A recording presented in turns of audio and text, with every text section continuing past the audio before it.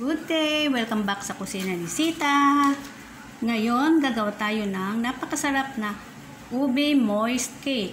Hindi na kailangang i-bake ito doon sa mga walang oven. Ito ay napakasarap at tiyak na maiibigan ninyo. Ito ating mga sangkap na kakailanganin. Meron tayo ditong 3 cups ng cake flour. Pwede rin yung all-purpose flour.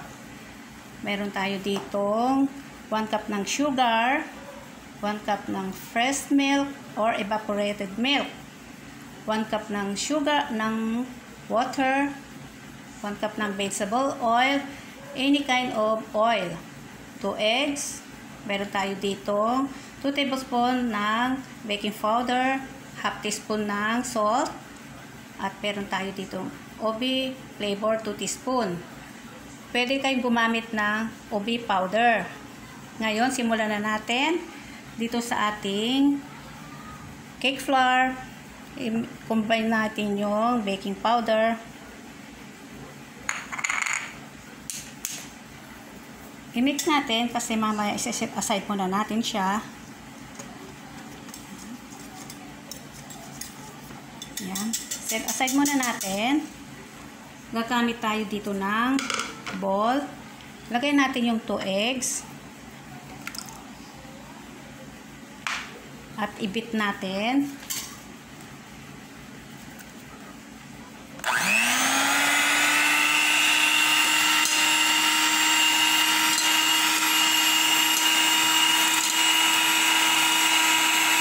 Pwede rin kayong gumamit ng wire whisk.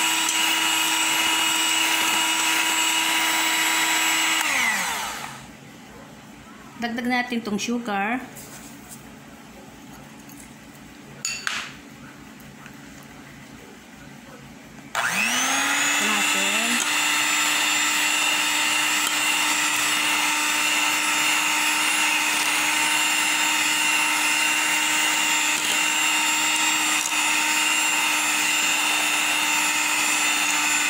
Antayin natin hanggang siya mag-fluffy siya.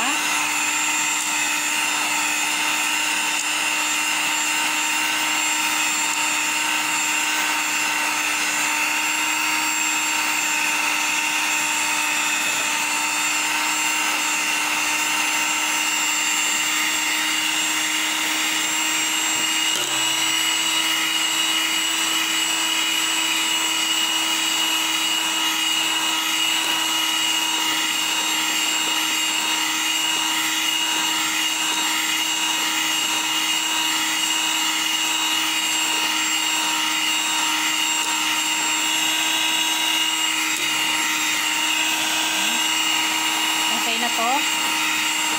Nag-lighten na siya.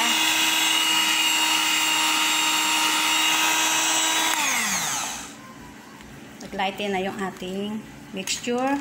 Itagdag na natin lahat ng mga ating ingredients.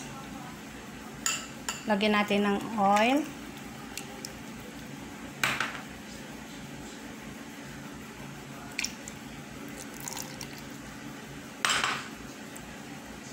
Water. Salt, at ating ube flavor.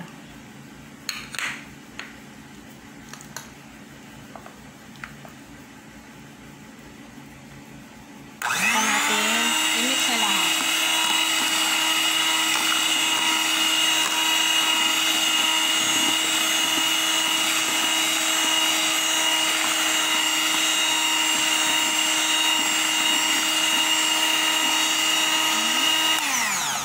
Idadag natin itong flour. Konti-konti lang siya.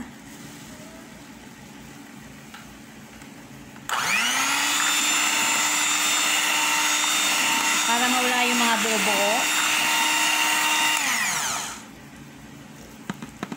Ay siya.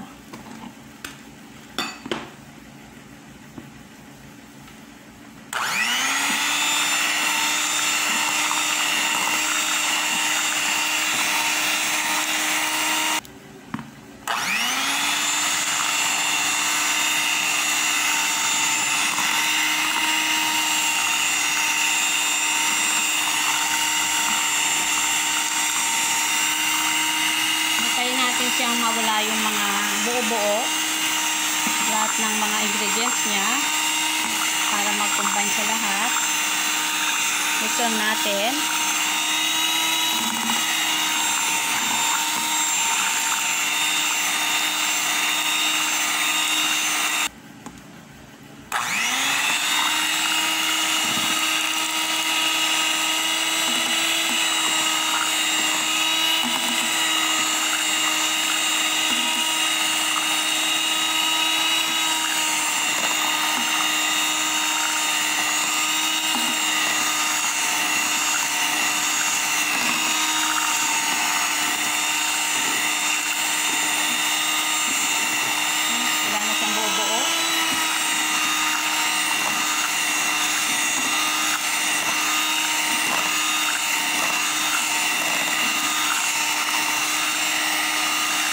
So, okay na to.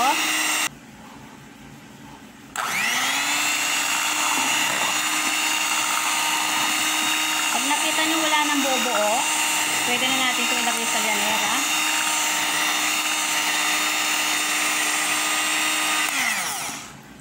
Okay na to.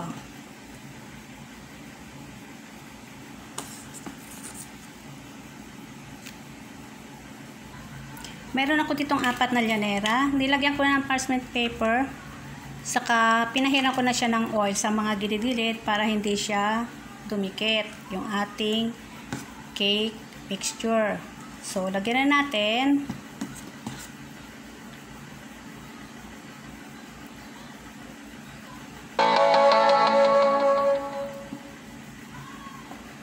Huwag natin siyang pupunuin kasi aapaw to. Kailangan yung tama lang siya. Gawin natin siya ng 4. Malit yung sandok eh. So, ito.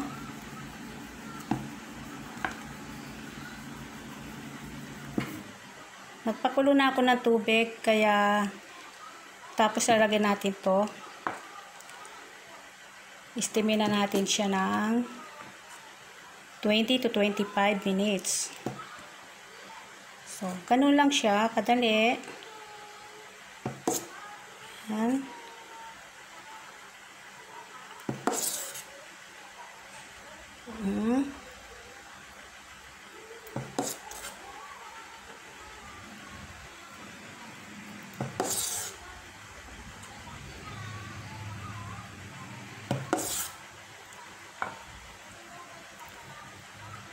So, i-steam na natin to. Ngayon, ito na yung ating ube moist cake. After 20 minutes, ito na siya.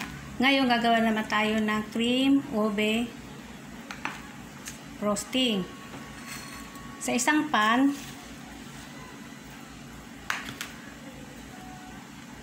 maglagay tayo ng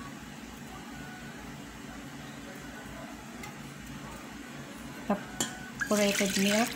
2 cups lang to siya. Ayan. Dito natin i-dissolve bago natin isalang sa apoy. At tunawin.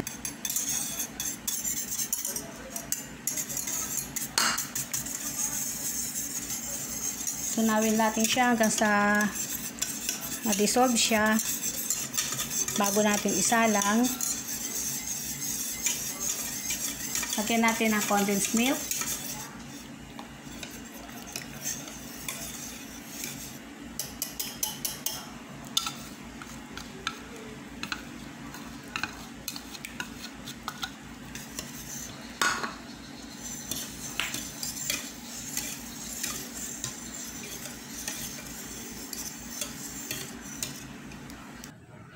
Ngayon, lagyan na natin sa apoy. Medium heat lang natin siya. At haluin. Continuous lang natin ang paghalo.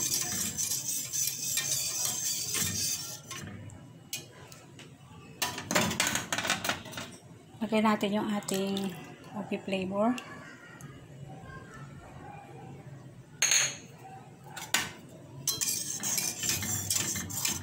Tayo natin siyang lumapot.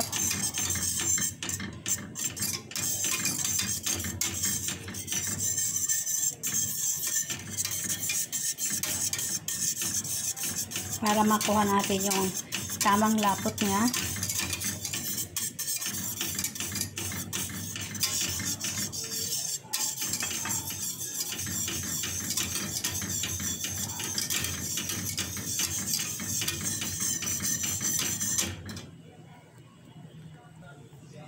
Lagyan natin yung ating butter.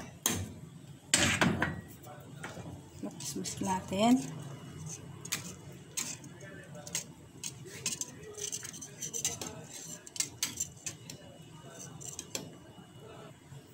Pwede rin siyang margarine para siya makitab. Pero butter pwede na rin. So, antay lang natin siya lumapot. Tuloy-tuloy lang natin paghalo natin para hindi siya mamumuo.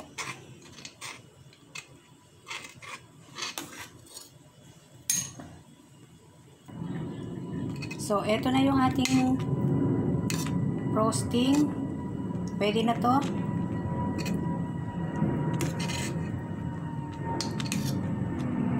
Yan, okay na to.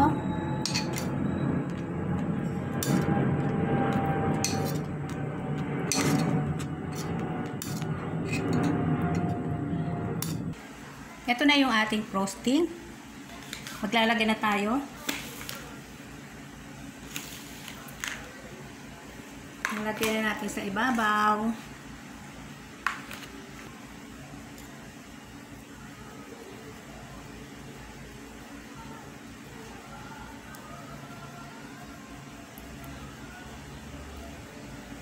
Yan. Lagyan natin siya.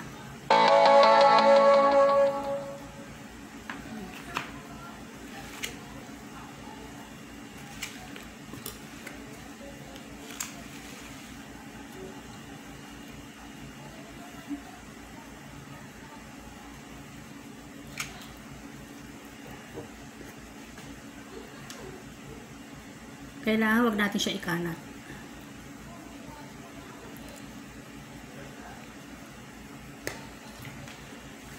Diba?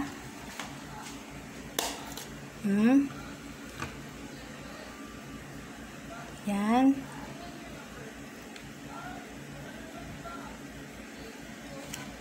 Damihan natin ng frosting kasi mas masarap yung ginawa kong frosting. Yan. Dagdagan natin siya.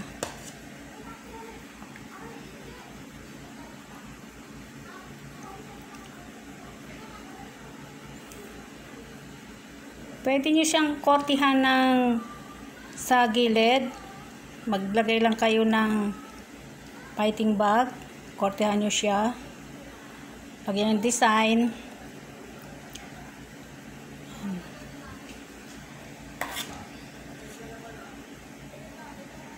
Yan.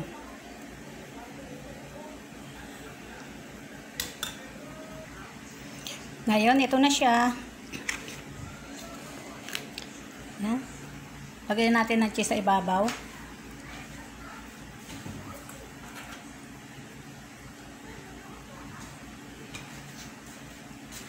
Meron na akong ginrate dito. Papatong na lang natin. Yan. Yan. Napakasarap. Ito na yung ating Obi Moist Cake. Lagyan natin ng kinulang. Lagyan natin sa ibabaw. Huwag niyong kalimutang mag-like and subscribe. At i-click na rin yung bell button para ma-update kayo sa mga videos na susunod kong gagawin. So, thanks for watching. Bye-bye.